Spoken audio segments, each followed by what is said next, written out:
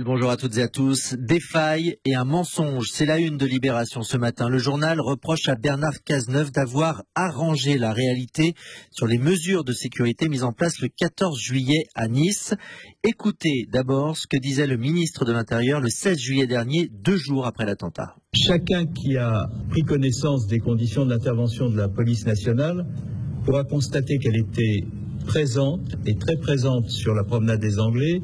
Quant au franchissement du barrage par le camion, les véhicules de police rendaient impossible le franchissement de la promenade des Anglais et c'est par les trottoirs et de façon très violente que ce camion a réussi à pénétrer et le chauffeur à commettre son crime. Bernard Cazeneuve le 16 juillet dernier sur le perron de l'Élysée à l'issue d'un conseil de défense. Alors la polémique tourne autour de la présence de la police nationale le soir de l'attentat et ce matin sur Europe 1, Sarah Baron, policière municipale à Nice et secrétaire nationale adjointe du syndicat FO qui était présente ce soir-là, affirme qu'il n'y avait aucun policier national.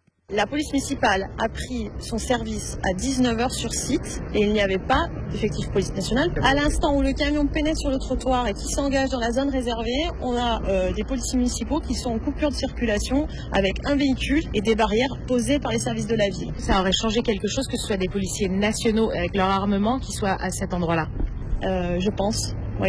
Déjà, ils auraient pu riposter, je pense. Après, effectivement, si les policiers municipaux avaient eu l'armement adapté, peut-être qu'ils auraient aussi pu riposter. Sarah Baron, policière municipale à Nice, au micro européen de Salomé Legrand.